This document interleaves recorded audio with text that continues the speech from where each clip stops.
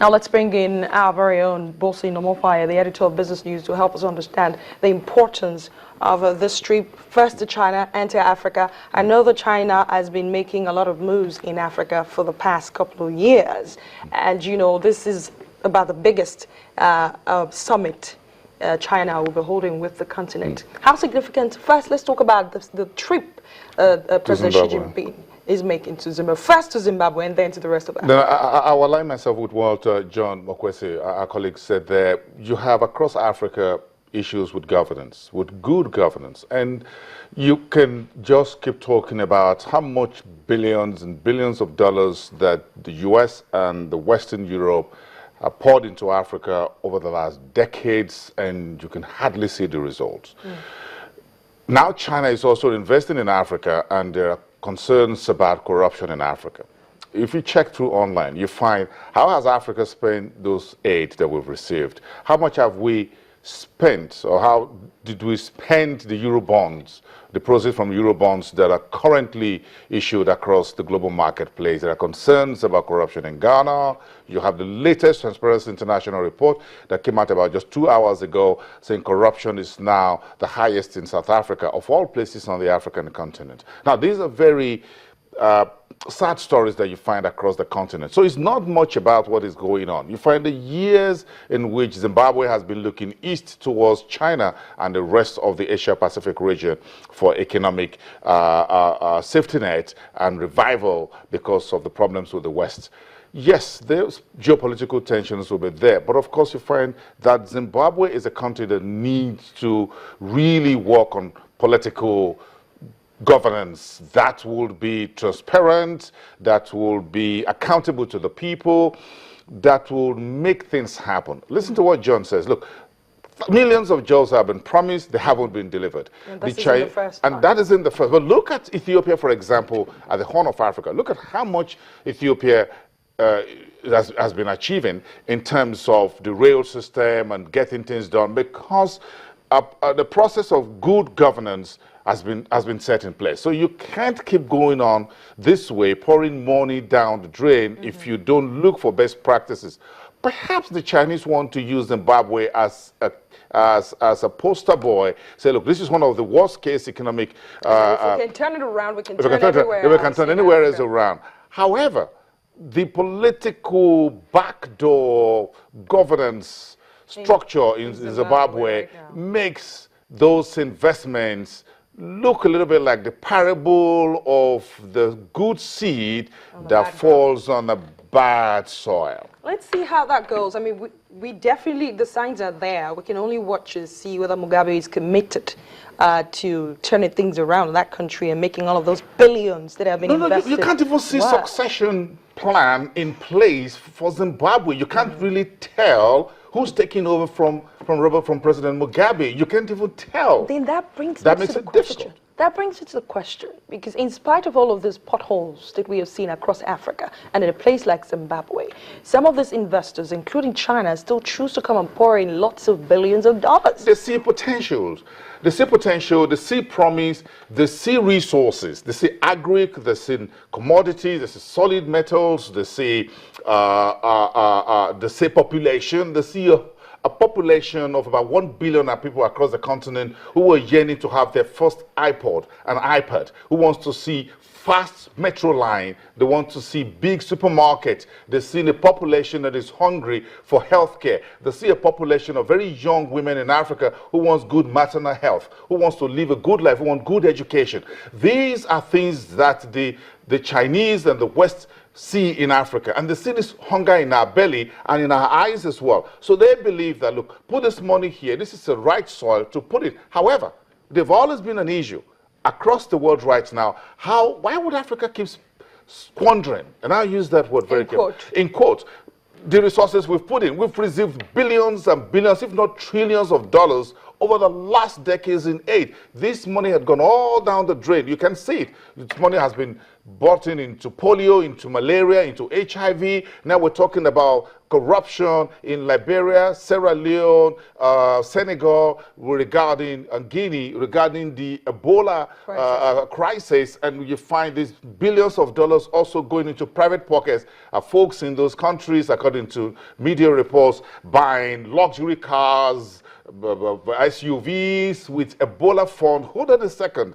Even in a crisis of death dealing, such as Ebola, we keep fritting such money that is life-saving away, money that should go to men, women, and children, and healthcare workers, more importantly. We ought to use this opportunity to use these funds to build a healthcare facility that will help us. For how many years would we go on this trajectory of which every part of the world, look, after China, who else is going to bring money into Africa? Now, this is the time for us to do a lot of soul searching here. The West have tried with us. They look like, look, these guys are not a basket case, but hold on a minute. Perhaps we should just take care of ourselves. Now, look at what is happening to US and Europe. The economies are not in very good shape anymore.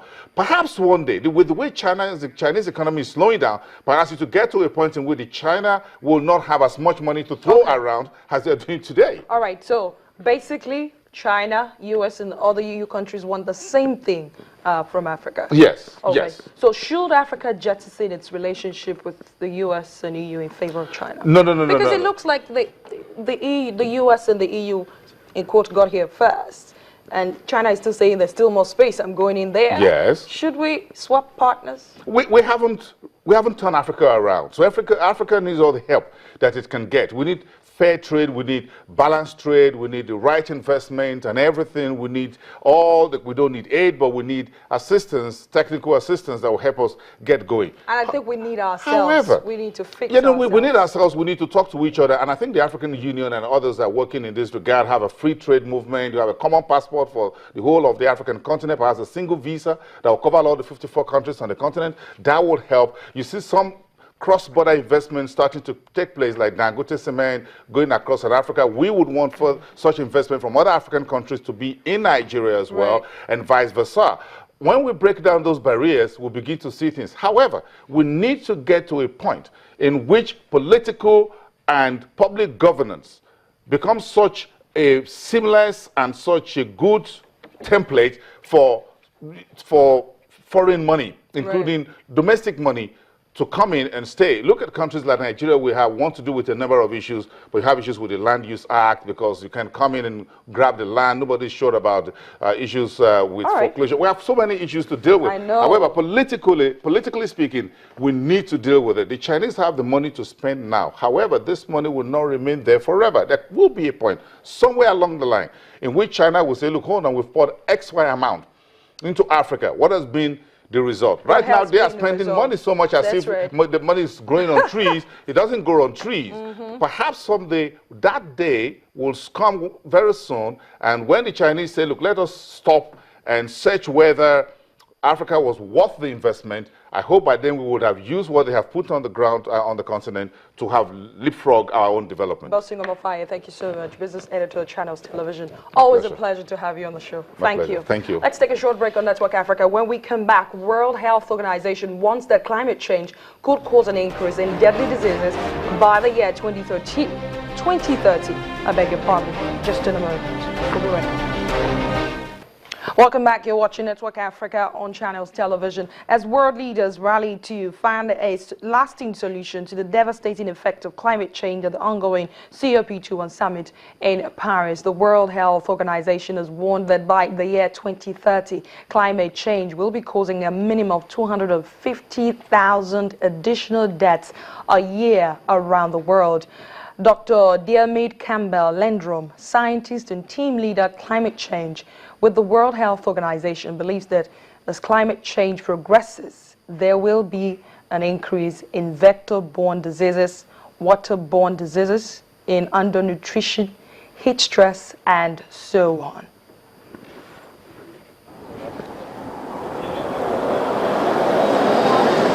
At every corner and every turn, there is a presence of security officials. France, the host country of the 2015 United Nations Climate Change Conference, is not leaving anything to chance, especially after the terrorist attack that occurred in Paris earlier this month. But more than 150 world leaders gathered in Paris on Monday to give their public support, the largest group of leaders ever to attend a UN event in a single day.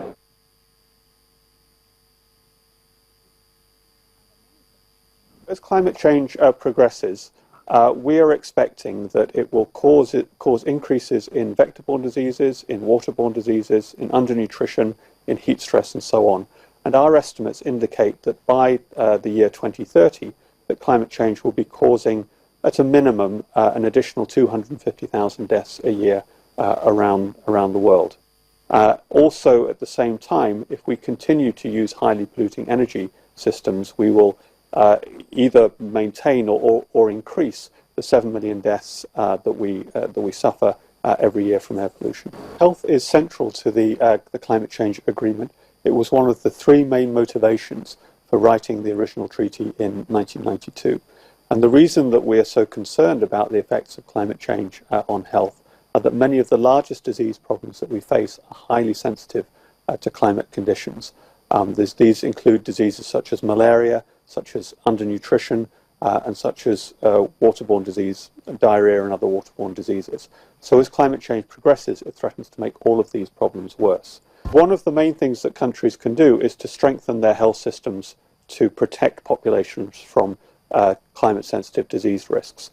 We already have effective interventions against malaria, for example. We have effective interventions to protect our water and sanitation systems and protect children from diarrheal disease.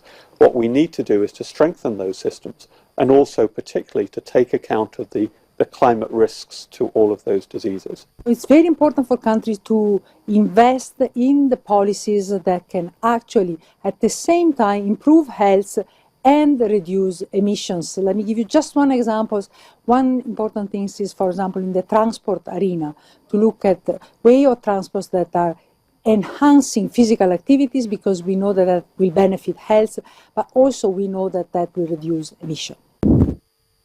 So the effect of climate change is real, and it is indeed affecting Africa and the rest of the world. We're rounding off a Network Africa on this note, but before I let you go, I have to ask you the question of the day. Is China a better trade partner in Africa than the US and EU countries?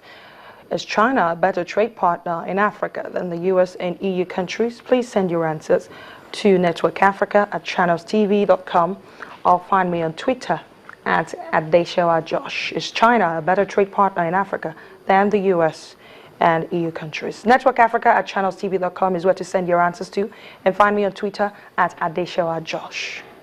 I'll see you again tomorrow. Thanks for watching the program.